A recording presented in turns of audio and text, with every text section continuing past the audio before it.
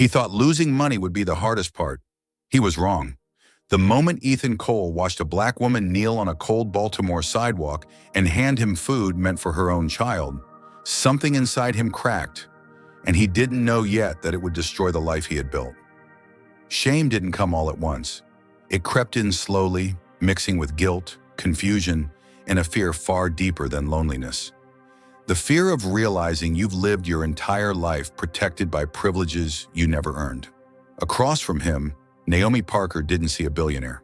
She saw a man who looked broken, and with nothing but her dignity, she chose compassion in a world that rarely rewarded black women for it. But what happens when kindness is tested, exposed, and mistaken for weakness? What happens when the truth finally comes out, and it hurts more than silence ever did? Stay with this story, because before it ends, one moment will change everything, and someone's heart will be broken forever. Ethan Cole had learned how to smile without feeling anything. In Baltimore, that skill passed for confidence. It passed for success. It passed for strength. Standing inside his penthouse, glass walls overlooking the harbor, Ethan looked like a man who had won life. Founder and CEO of a financial consulting firm that advised governments and Fortune 500 companies, white, educated, polished. He checked every box the world respected. Yet the silence in his apartment was louder than any applause he had ever received. He didn't trust affection anymore. Every date ended the same way. Questions disguised as compliments, admiration laced with calculation. What he owned mattered more than who he was. And the more he noticed it, the emptier he felt. That was when the idea took shape. Not as a stunt, not as a joke, as a test. Ethan shaved his beard unevenly, pulled on worn boots, a frayed jacket, and jeans stained beyond saving. He practiced hunching his shoulders, dulling his eyes. By the time he stood before the mirror again, he didn't look powerful. He looked invisible. The irony wasn't lost on him. He chose Light Street, right outside the Colin Finch Financial Building downtown, the same place where people rush past every morning, eyes glued to their phones, coats crisp, shoes polished. If humanity still existed, he would find it there. By mid-morning, he understood something uncomfortable. People didn't just ignore him, they avoided him. A man muttered that he should get a job. A woman crossed the street clutching her purse. Security guards glanced his way like he was a problem waiting to happen. No one asked his name. No one asked if he was hungry. Then he saw her. She was moving fast, pushing a cleaning cart toward the building entrance. Hair pulled back neatly, uniform faded from too many washes. She was black, mid-20s maybe, with tired eyes and a posture that suggested she carried more than just a mop and a bucket through her days. She walked past him, then she stopped. Ethan watched as she turned around slowly, like her conscience had tugged her back. She crouched down in front of him without hesitation, not caring that the concrete would stain her pants. "Hey," she said softly, "are you okay?" Her voice didn't carry pity, it carried concern. Ethan swallowed. I'm going through some stuff," he said, keeping his tone low. "I don't really have anywhere to go." She nodded, as if that made sense. As if life falling apart was a familiar language. She opened her bag and pulled out a few crumpled bills. "It's not much," she said, handing them to him, "but there's a bakery 2 blocks down. They sell hot rolls cheap. You shouldn't go all day without eating." Ethan stared at the money. He knew what it cost to live in Baltimore. He knew what a janitor's paycheck looked like. This wasn't spare change. "You don't have to do this," he said. She smiled gently. "People don't have to do a lot of things. That doesn't mean they shouldn't. My name's Naomi," she added. "I work here. If you're around tomorrow, I'll check on you." Then she stood, glanced at her watch, and hurried inside. Ethan stayed frozen long after she disappeared through the glass doors. In a single moment, a woman who had less than most people rushing past had given him more than he'd felt in years. The next day he came back. Naomi returned too, slower this time. She smiled when she saw him, like she was genuinely relieved. "You're still here," she said. "Did you eat?" "Yes," Ethan answered. "Thanks to you." She sat beside him, unbothered by his appearance, his smell, the stares from passers-by. "I've been thinking," she said. "Places around here always need help. It's not easy work, but it's honest. He hesitated. I don't have an address. Papers are a mess. We can figure that out, she replied without drama. What matters is you wanting to try. The word we hit him harder than he expected. Over the next days, Naomi became the one constant in his strange new routine. She brought him half of her lunch. One morning, she handed him a container of homemade food, still warm. I made extra, she said. My son eats like a grown man anyway. She told him about her life slowly, carefully, about working multiple jobs, about her mother, Ruth, whose health was failing, about Miles, her 6-year-old, who slept with his sneakers by the bed because he wanted to be ready in case Mom needed him. She never complained, not once. What Ethan noticed, though, were the things she didn't say, the looks she got when she knelt beside him, the way people stared at her now, not him. A black woman crouched next to a homeless man drew attention he never had. One afternoon, a man muttered, "She shouldn't be encouraging that." Naomi heard it. She stiffened, then lifted her chin. Some people think dignity is contagious, she said quietly to Ethan. They're scared it might spread. The words stayed with him, then everything shattered. A man in a tailored coat stopped short in front of them, squinting. "Ethan Cole?" he asked. "Man, what the hell are you doing dressed like this?" Naomi turned, confusion flooding her face. The man laughed awkwardly. "Wait, don't tell me. Is this one of those social experiments? Because if it is, that's wild." Naomi stood up slowly. "You know him?" The man nodded. "Know him? He owns this place." Silence fell heavy and brutal. Naomi looked at Ethan like she was seeing a stranger for the first time. "You're rich," she said, not asking. Ethan opened his mouth. Nothing came out. Her voice shook. "So all this, me worrying, helping, feeding you, what was it to you?" "It wasn't like that," he said desperately. "Not anymore." She laughed once, sharp and hollow. "Do you have any idea how often people test us?" she asked. "How often our kindness gets questioned, studied, used?" She wiped her eyes quickly. "I gave you food my child could have eaten. I defended you when people judged us both, and you let me believe you needed me." "I never meant to hurt you," Ethan said. "But you did," she replied. "And you did it from a place of safety I've never had." She walked away without looking back. Ethan stayed seated on the curb, money in his pocket, power in his name, and nothing left that mattered. For the first time, the test hadn't exposed the world. It had exposed him. And as Naomi disappeared into the building, Ethan realized something that terrified him. He could take off the disguise. She never could. Let me ask you something, because this story isn't just about them. It's about us. Do you think intent matters when harm is real? Yes or no? Can kindness survive betrayal? Yes or no? Answer honestly. Your answer says more than you think. Ethan Cole didn't sleep that night. The city outside his penthouse moved on. Sirens, traffic, distant laughter. But inside, everything was frozen at the moment Naomi turned her back on him. He replayed her words over and over, each one cutting deeper than the last. Do you have any idea how often people test us? He had thought the disguise stripped him down to nothing. Now he realized it had protected him. He could step out of the lie whenever he chose. Naomi never had that luxury. She woke up black. She walked into rooms already judged. She carried her dignity like armor because the world demanded it. The next morning he went to the building early, not in rags, not in a suit, just jeans and a plain jacket. He waited in the lobby, watching janitors clock in, watching people avoid eye contact with them. He saw Naomi across the room, pushing her cart. When she noticed him, her face hardened instantly. "What are you doing here?" she asked, her voice flat. "I need to talk to you." There's nothing to say. People slowed down, curiosity sharpening the air. A security guard stepped closer, eyes flicking between them. Too alert, too ready. "Please," Ethan said quietly. 5 minutes. Naomi exhaled sharply. "You already took more than you had the right to." She tried to walk past him. Ethan stepped aside, letting her go. He knew blocking her would only prove her point. That afternoon, something changed. Ethan received an email from Victor Hale, the man who had exposed him on the sidewalk. The subject line read, "Bold experiment, risky optics." The message praised Ethan's social curiosity, but warned that associating publicly with certain narratives could unsettle investors. It ended with a thinly veiled suggestion: distance yourself.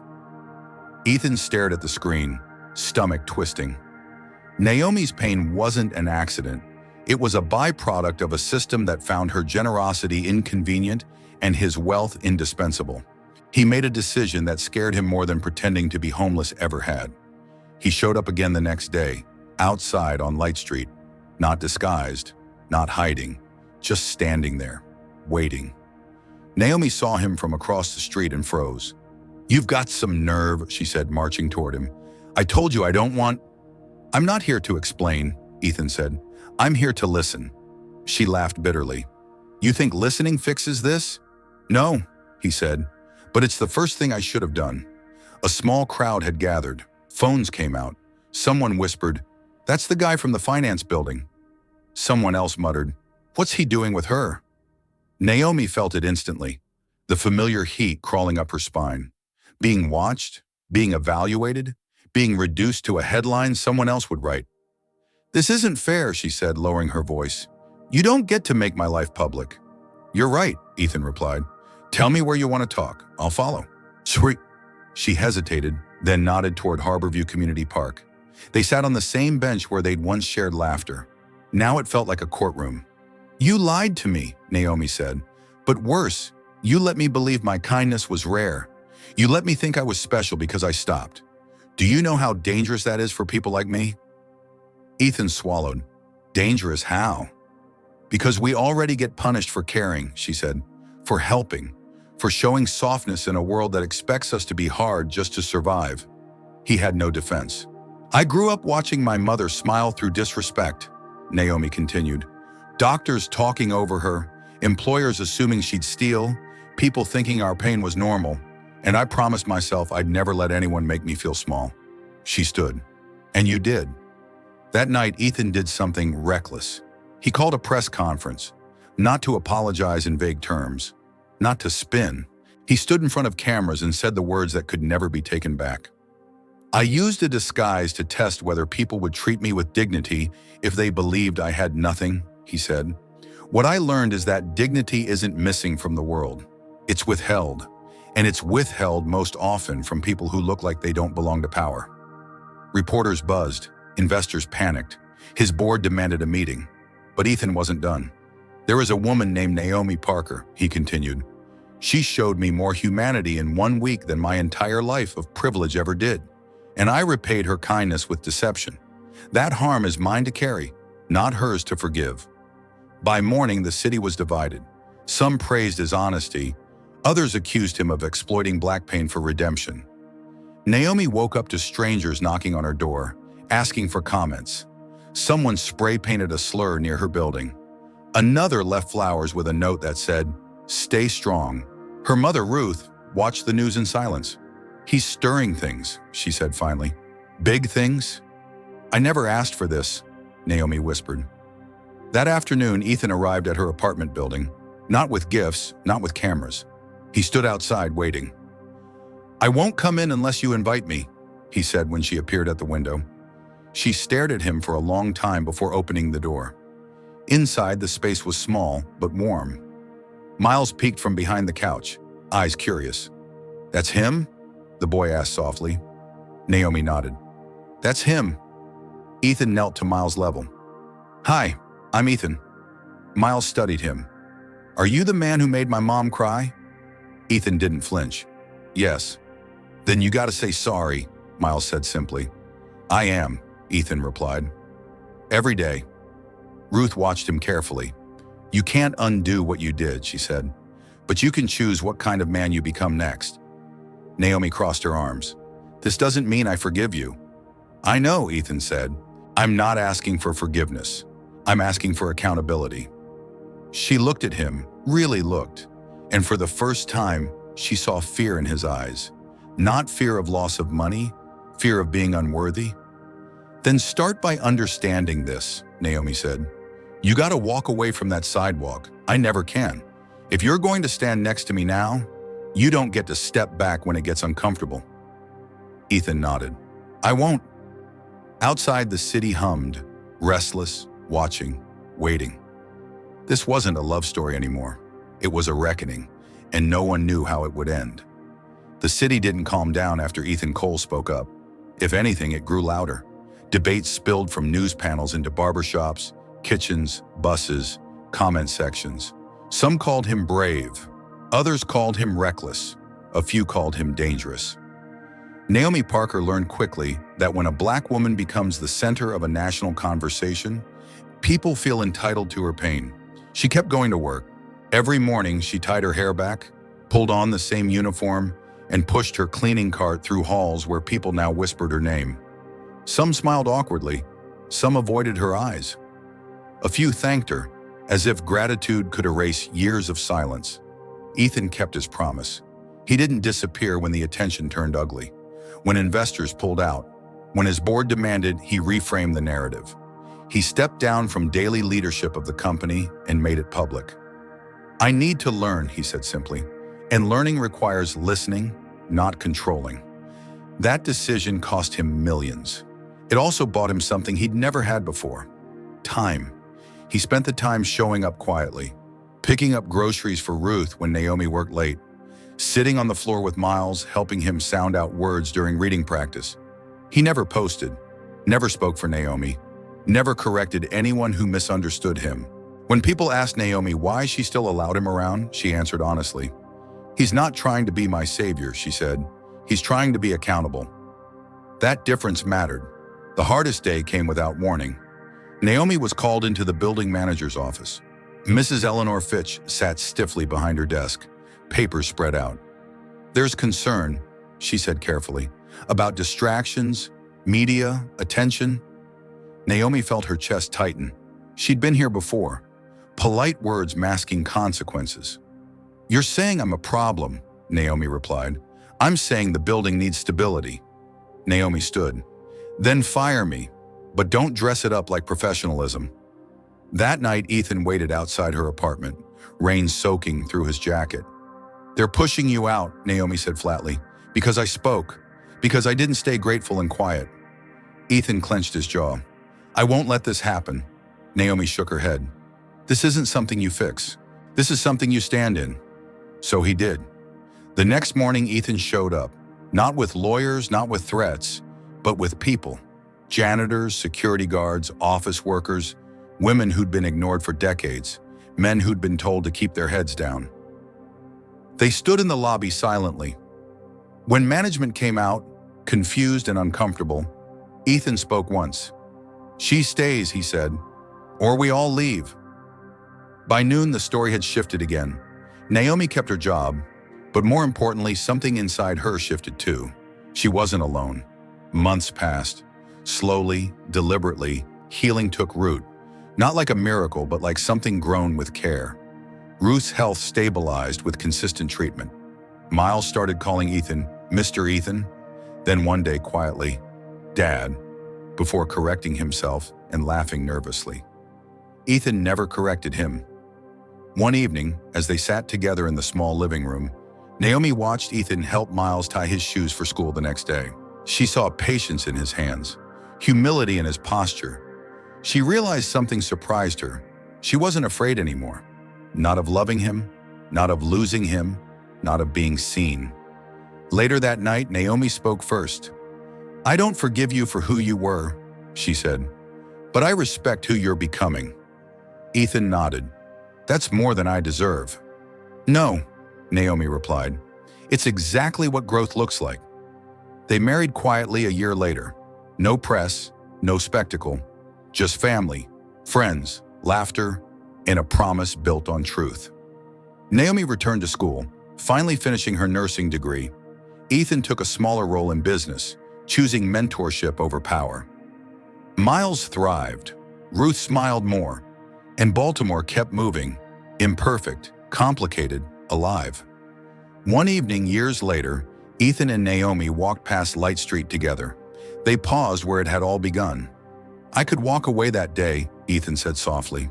Naomi squeezed his hand. I couldn't. That's what changed everything, he replied. The sidewalk looked ordinary now, but they both knew Some places hold history you never see, and sometimes healing begins not with love, but with accountability. Before you go, take a moment and answer honestly. How did this story make you feel? Do you believe people can truly change when they are willing to listen and lose comfort? Did this story challenge the way you think about race, dignity, and accountability? If you felt something while listening, comment 111 below. Tell us what country you're watching from. And if this story moved you, please share it, because conversations like this matter.